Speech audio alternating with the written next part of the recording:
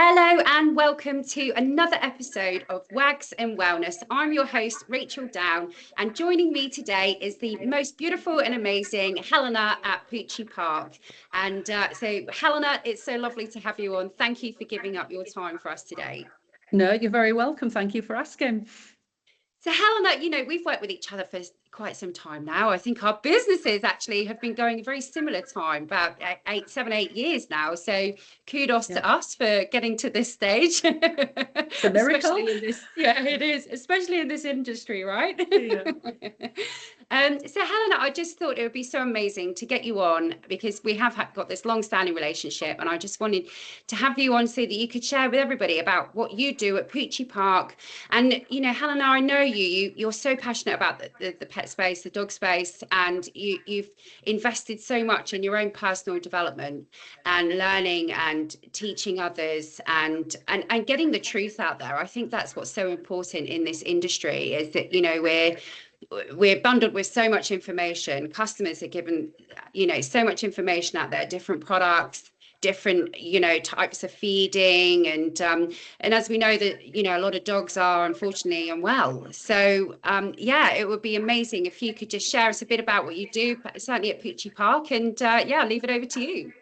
Oh, right. Okay. So as you say, we'll be 8 years on it in April, which I think our birthdays are like so close together. And we originally started with the park and literally one freezer. And I think we started as a lot of people do. We started because we were feeding our dogs raw, but we had the facility to be able to buy in bulk and offer to friends as well. So that's how we started off. I mean, they bought it off us. So we started with one freezer. We've now got 31 freezers. I mean, for us, I think the turning point was COVID for us. So although we had built up to maybe 3 brands prior to COVID, during COVID, we decided to focus all our energy on Poochie Pantry, and people just kept on approaching us. Will you stock this? Will you stock this? Will you stock this?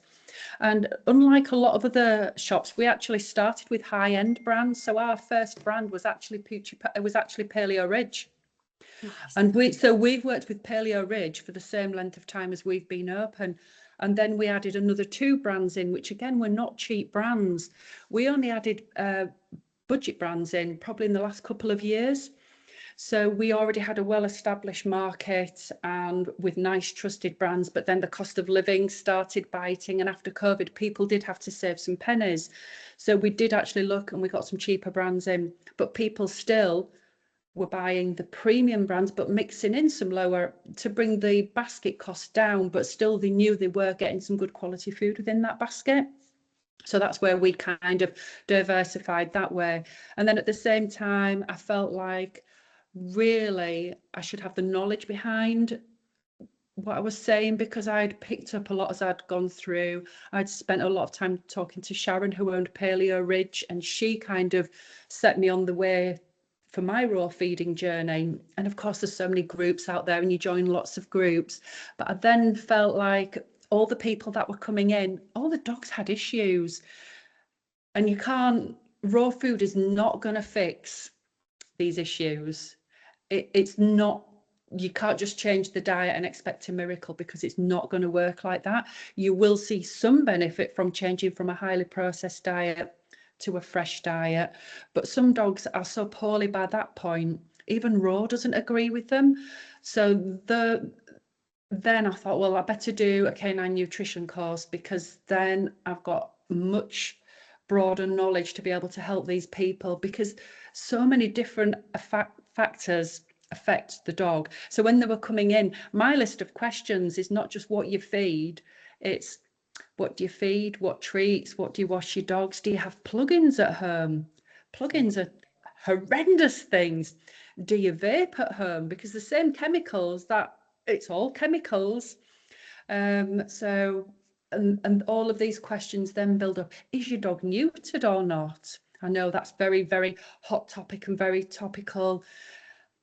But if you remove the hormones from a young dog, they're not developing correctly. Hormones balance everything within the body. So all of this affects the dog's skin, the dog's itchy, the gut, everything. And then the other factor was over chemicalization, people putting flea treatments, worming, vaccinations, and this is going on annually, even though the vaccinations are not more than every 3 years. And that is written down in black and white for the vets to read and for the general public to read. It says not more than every 3 years, but people sign up and they think they're doing the best because they trust what they're being told. So yeah, so I kind of, that set me off on another tangent, and then from there I found Caroline Ingraham, who you know is one of my idols, and I was so lucky enough to qualify under her as a practitioner. And again, it's fascinating stuff and I love it. Animals can heal themselves if they're given access to it, but yeah, that's amazing to watch. I love that, Helena. I feel that, you're so much on the front line, aren't you? I mean, Oh, people, it's like you're almost like the chemist. I hate to use that terminology, but, people obviously trust you by coming in and asking you questions. And, and I think when you're asking different questions, it makes people think, well, actually, what is it that I'm doing to my dog? What is it that I'm doing in my environment that might be affecting my dog? So what are some of the common things that you see on the front line dealing with dogs? What's the most, give us a top 3 of the most common issues. itchy paws. Really? Okay. Itchy ears, itchy paws, and loose stools. That's your top 3. That's easily your top 3. So, And it's not, okay, go on. Sorry. and it's not always yeast. One of my long-standing clients, she rang me and she said, "Can you help with this? We've just spent a fortune on steroids. The dog's feet are so sore she can't walk." And I said, "Have you got plugins?" "Yes, in every room in the house." Oh, wow. Do you know what? She removed the plugins, Did she? detoxed the house, and it took a while for the dog, and she supported the soreness with green clay as well. So she put green clay on the paws, and actually, different dog within about 6 weeks. Wow, isn't that incredible? So from plugins. So what is it in plugins, do you think, that's causing the issues with the dog paws and other issues as well? Well, all those chemicals, they all drop down to where the dogs are on the Mm, floor, and then you add in the fact that people are washing the floor with bleach, and mm. dogs sweat through the pores, so they're wet. So to me, it's just bombardment. I mean, we're like you. We live in a very, very chemical-free home. Yeah. We don't even possess a bottle of bleach in this house. No, absolutely. And I think, there needs to be such a change in the culture, doesn't there, really, for people to realize that they don't have to clean their house with these highly toxic chemicals. There are other ways to do it, especially when you've got dogs. I mean, I think people could be over cleanliness with dogs, but actually, need to maybe ease up a bit. I read a fantastic book going back a few years. This was to do with human health, but it's by Dr. Josh Axe, called Eat Dirt. And he's literally, telling people eat dirt because it's great Yeah, for the immune system. And it's got to be the same principle for dogs, right? That if they're in a absolutely. highly cleanliness home, then yeah, they're going to be getting interfered with chemicals rather than their natural environment. So what about, for itchy ears and all that sort of stuff, is that more of a yeasty thing, or can that be, is it a gut thing? I mean, what do you think? Everything comes from the gut. Everything, Yeah, I think, Sam. everything Yeah. comes from the gut. So even if there's yeast in the ears, potentially it's come from the gut anyway. So you need to heal the whole dog and look at what's going on, not just in the gut. So yes, the dog might be on a highly processed diet, so getting some fresh food in there, but it's not going to change overnight, because this gut probably has got no gut flora left in there at all, which you need all of this gut flora back. So you can kind of make things comfortable with the ears. But you need to get a swab, and a lot of vets will just prescribe steroids and antibiotic ear drops, and they've not even swabbed to see if it's yeast. Wow, yeah. You see, this is a big problem, isn't it? Because, I mean, don't get me wrong, a lot of vets, they do an amazing job, Oh, but absolutely. and obviously they're in that profession to help and heal. But it's more about their access to information, their access to to different products, to more of a holistic approach Yeah. to health rather than just looking at a symptom specific, which is obviously what training is for vets and also doctors. It's the same issue, isn't it, in the human health industry? So yeah, they're treating the symptoms because the dog is clearly uncomfortable. They make the dog comfortable because they're not getting to the root cause. It's just going to keep coming back. I mean, we're lucky enough. We've just had a new holistic vet open in Leeds. Absolutely brilliant. They're fantastic. Really, Oh, really good. amazing. So they don't talk about drugs as your first. There's a place for pharmaceuticals, absolutely, but there's a lot of other things you can do before you get to pharmaceuticals. Yeah, And agreed. that was nice for them to actually say that. So we've got one of our dogs is actually going for physiotherapy first. And that Yeah. was on their advice. You don't need to start going in with pharmaceuticals just yet. Let's try something else first. Yeah. I agree. Absolutely. I think that's so important. And Helena, talk to us a little bit about your training that you did with Caroline, because I know that this is obviously a passion of yours. And you're going to have to help me with the word. Is it zoo? Zoopharmacognosy. Yeah, Thank but you. Caroline says it's so much better, and there's a French girl who did it at the same time, and she says it really, really nicely. But when you've got a Yorkshire accent, it doesn't quite sound the same.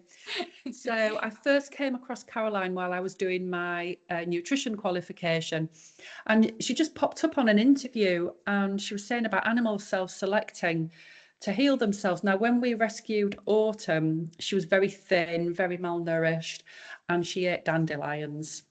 No dandelion was safe.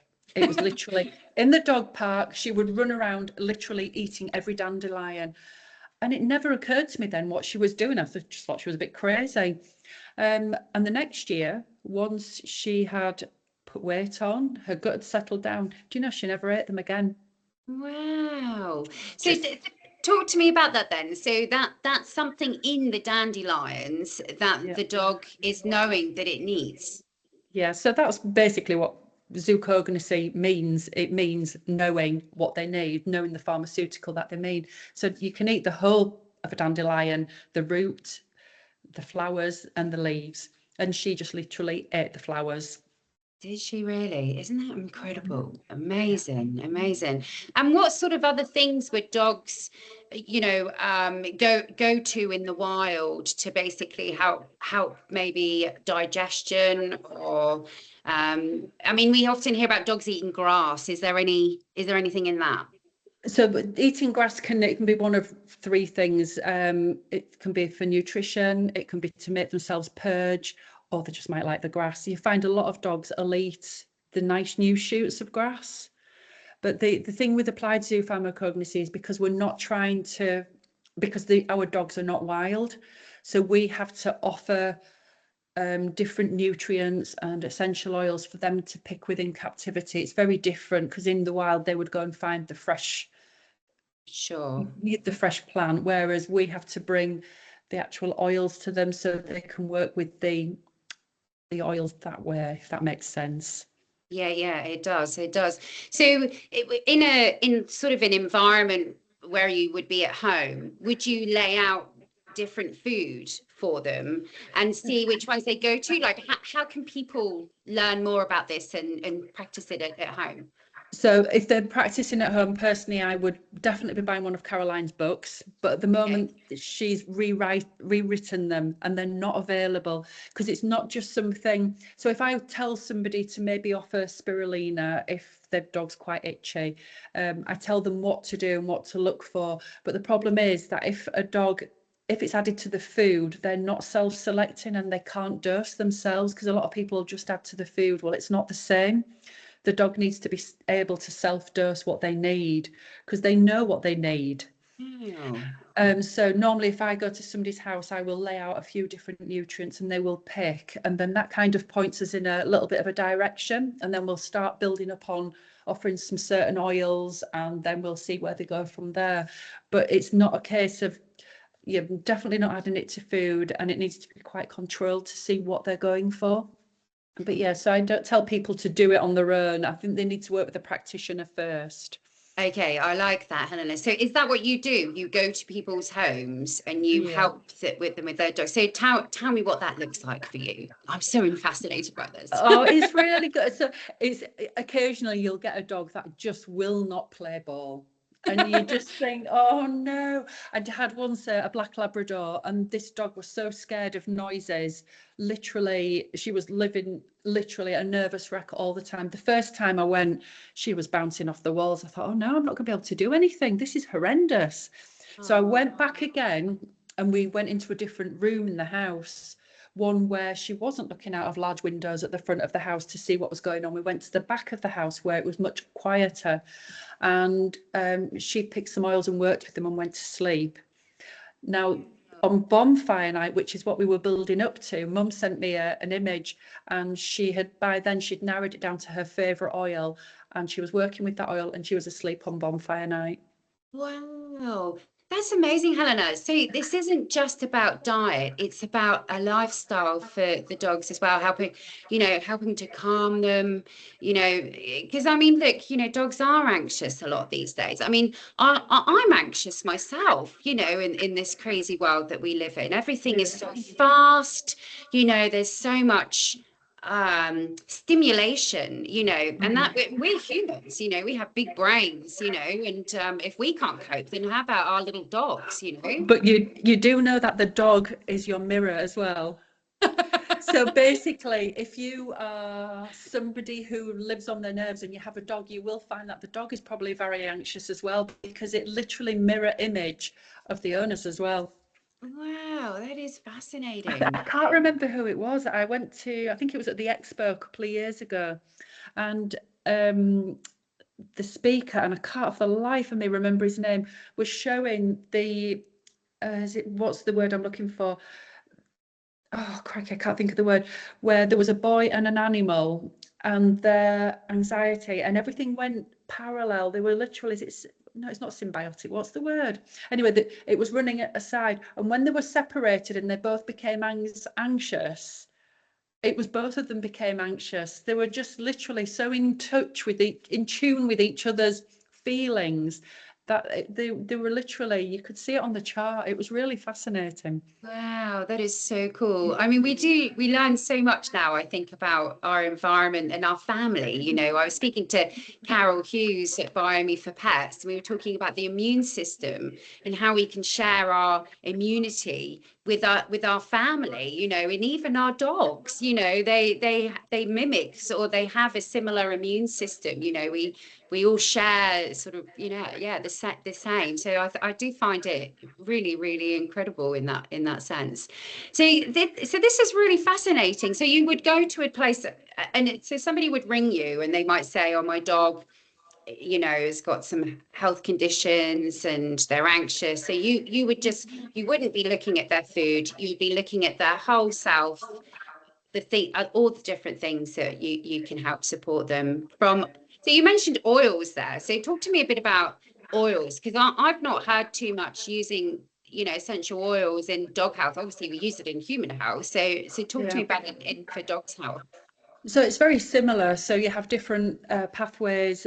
So the kind of, when we were doing our training, you split to you have your physical oils and your emotional oils, and then you split down and you have your kidney, bladder, your GI, pain.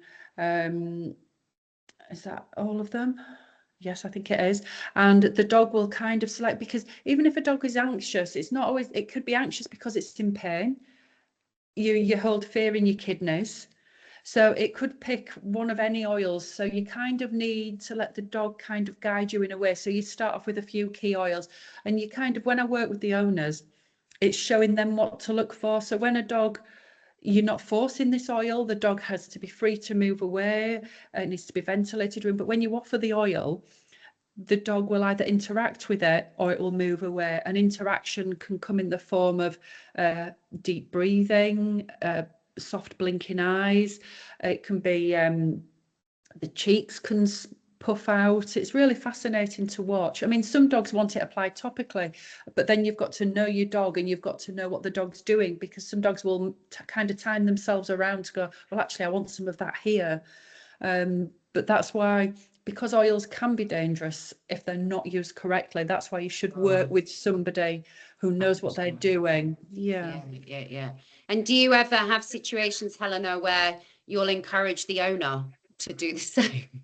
So like, if they're anxious or something like that, you know, I know Well, it's always a bit tricky, but we may touch, but generally the owner will say, I'm a very anxious person, and they're trying to address their anxiety, and it's just kind of pointing out that sometimes a dog will feed off the owner's anxiety. Sometimes even like a dog not eating can stress an owner out, but then that in turn stresses the dog out. So the dog will go, oh, I don't want to eat this, there's something wrong with it. So it's kind of trying to have a chilled environment all of the time. I mean, we must be chilled because our dogs are asleep all the time. They're always horizontal. It's just like they're never wound up.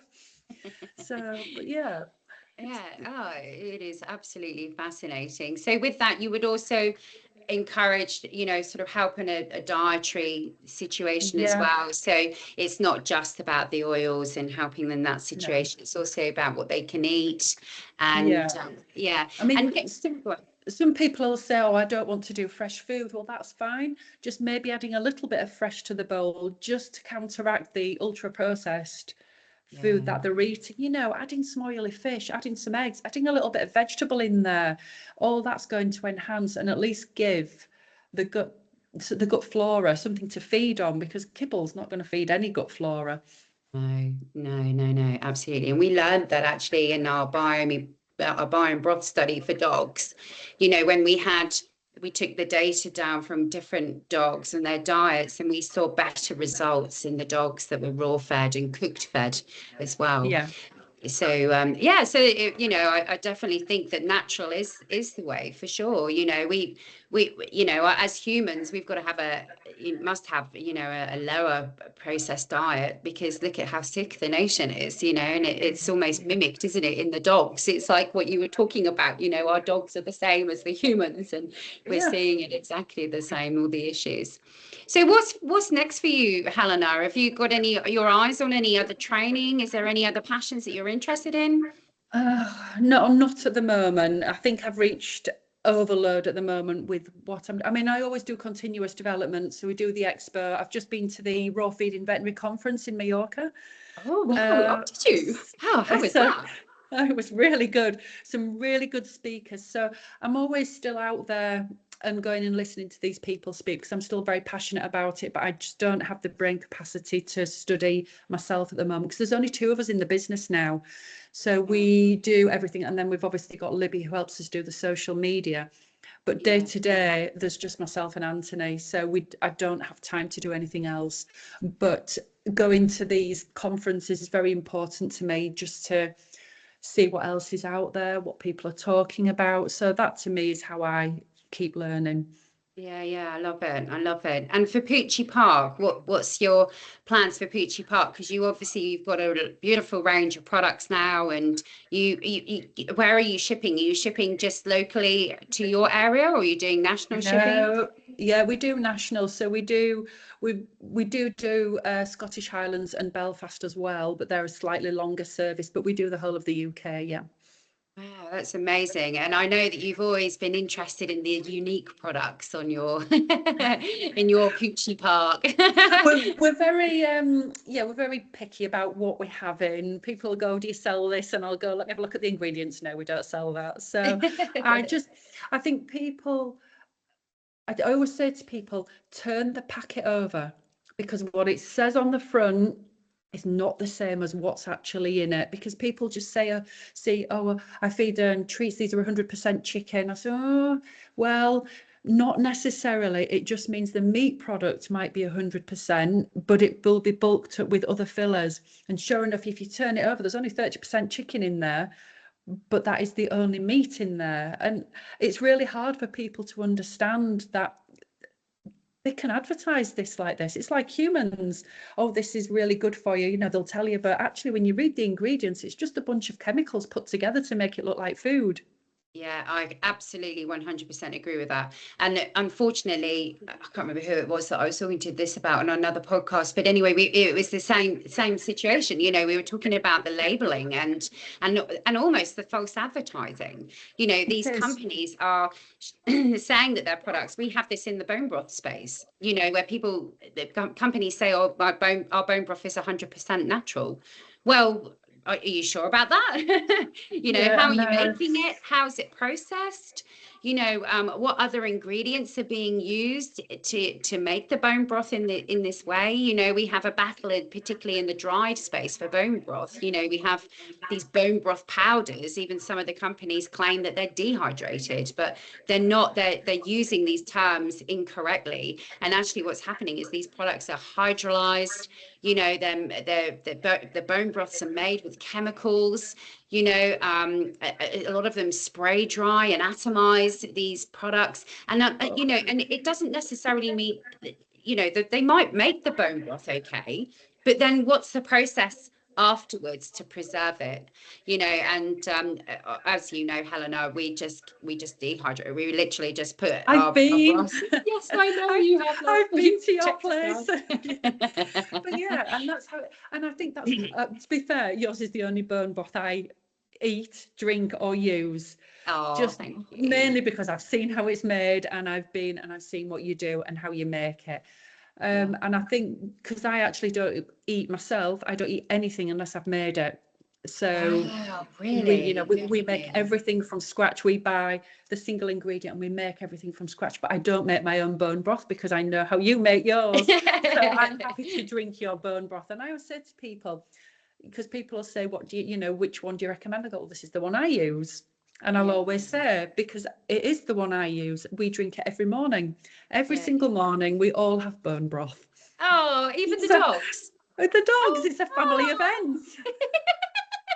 Oh, I love that. That warms my heart, Helena. Oh, It so really does. yes. Well, you know, because that one thing I wanted to do, particularly in the broth space, especially when we went into the pets as well, is that I did want to encourage that for everybody in the family to have it, because it's good for everybody. You know, it's good for babies, it's good for dogs, it's good for the elderly, it's good for us as you know as we age. And yeah, it is. It's a great product to have in the cupboard for sure.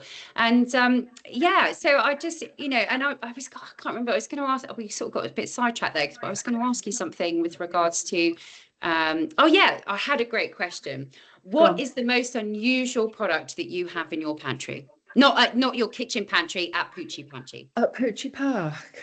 Oh my, probably mud. So we Tell me about mud. so we sell more mud, Do you which really? is really good for the guts. Yeah. So it's aniforte, and it's literally mud in a pot. Wow. Have they dried it? Is it No, like, no, it's oh no, it's wet. is it really? Does it have a Yeah. shelf life?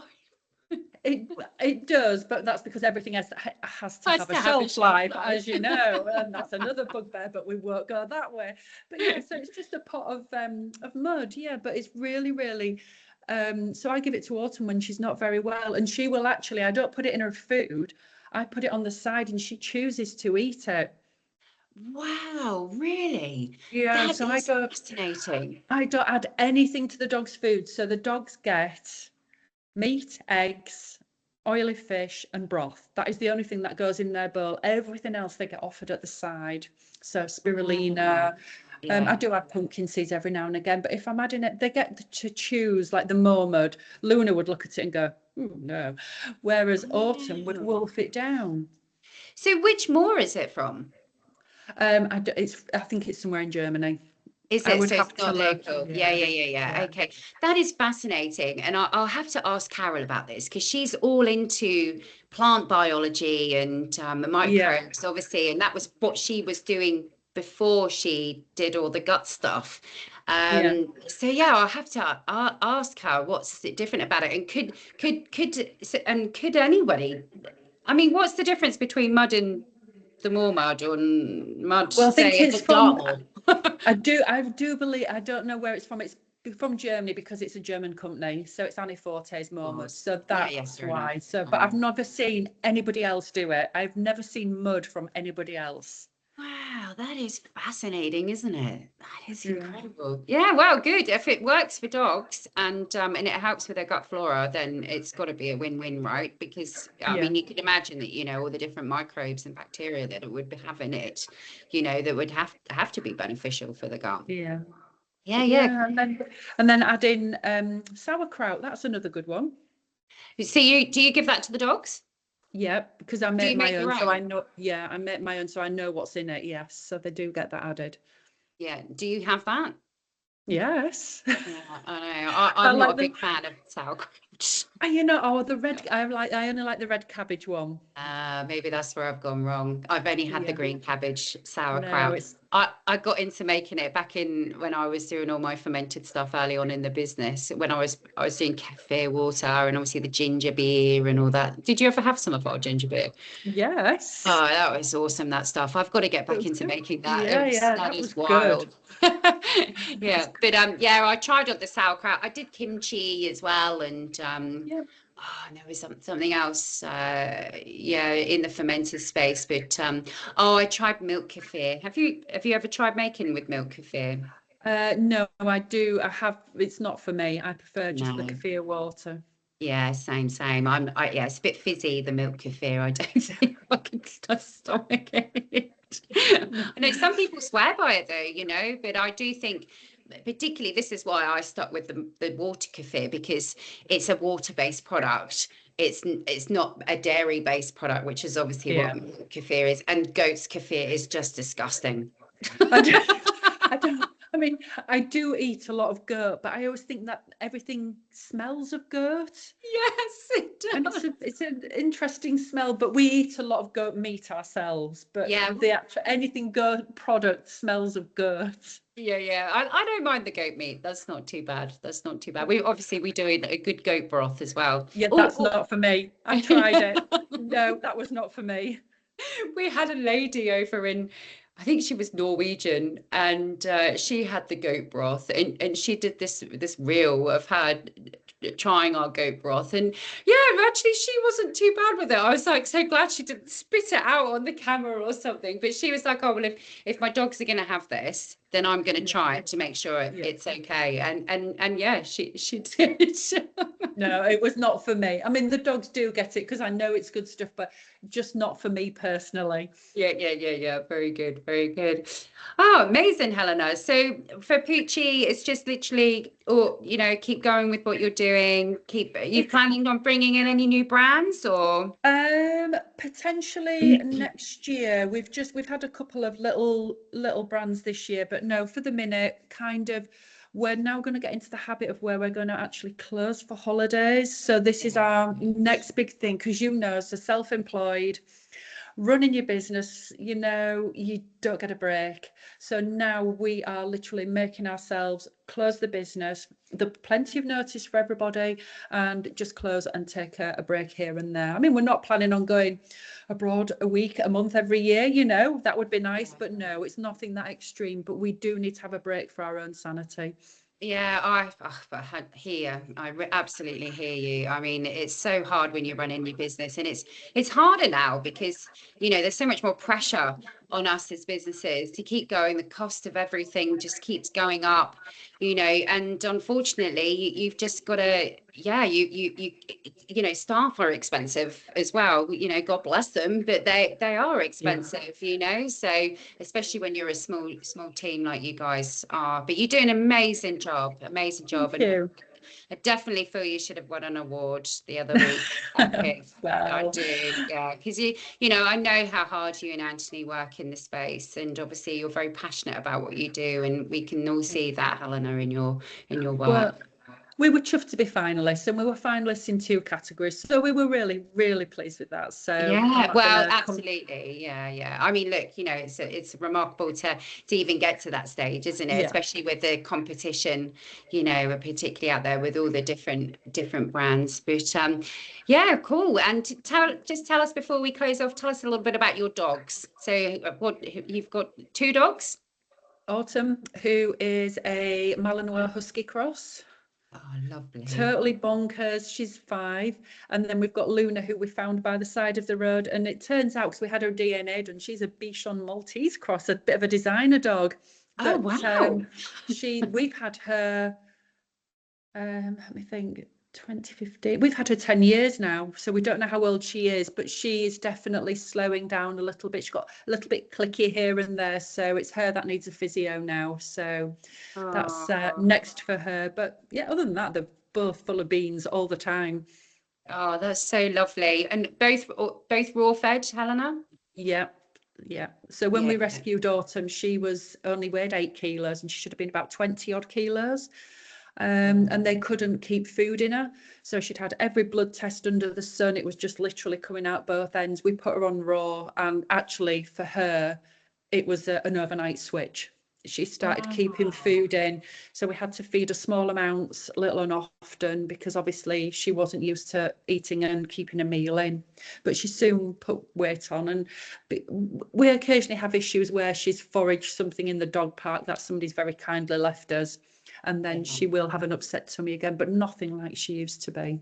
Yeah. Fair enough. And do you home cook all their meals? Or home prepare all their meals? No, I'm very lazy and I use pre-prepped meals. I only use a couple of brands though, so I tend to feed the Dog's Butcher and Natural. Those are my 2 brands of choice. Yeah, nice. Oh, well, brilliant. Thank you so much, Helena, for coming on. It's been just a Oh, you're delight to catch welcome. up with you. Yeah, and I'd love to have you on again, catch up again and share Anytime. more about your professional development and all those amazing things that you go and do. Unfortunately for me, I don't get to go out too often these days. You need to go out. Oh, I know, but it's so hard with the kids. We I homeschool the know. kids and the business, is just amazing. We've really expanded, certainly in the last 12 months. It's been a really great journey for us. But yeah, I do need to get out more. It's my mission actually next year to get out more. Maybe I'd quite like to do some speaking things as well and Yeah. just get the bone broth word out there. I think that's what's on my heart to do. Oh, should do. Yeah. Cool. All right. Well, thank you so much, Helena, for joining us. It's been an absolute pleasure. And yeah, you take care of yourself. And just before you go, do let everybody know where they can find Poochie Park. And yeah, if they want, also, what about if they want some help and Right, support? okay. Yeah, so we have the website, which is literally poochiepark.co.uk. Yeah. You can reach me by WhatsApp. The numbers are literally all over social media and the website. We also, on the run up to Christmas, have a 10% discount code, which I'll have to Excellent. get you to share. So that runs from the 12th of December till the 24th. So our 12 days of Christmas, and there'll be a 10% code, and that'll be on all the social media. So people just have to follow us and find out where it'll be. Yeah, amazing. And social media is just at Poochie Park. Yeah, at Poochie Park for both of them. Yeah. Okay, and you're on Facebook, Instagram. Yeah, don't do TikTok. I I was don't going to get say, it. do TikTok. What about? Don't get it. Don't get it. Don't It's a understand it. world within a world. I Somebody absolutely did said, "Are you on TikTok?" I'm like, I have an account, but that's as far as it goes. love it. Yeah, no, I think for some brands it works really well. We haven't cracked it yet. So anyway, we're busy enough. We've got plenty going on. Yeah, us too. Yeah. Cool. All right. Well, God bless. Thank you so much, Helena. You're It's been lovely to welcome. catch up and see you next time. All right, see you later. Bye. Stay there. Don't go. Okay. Don't go. Okay. Let me just stop recording. I need to make sure that I actually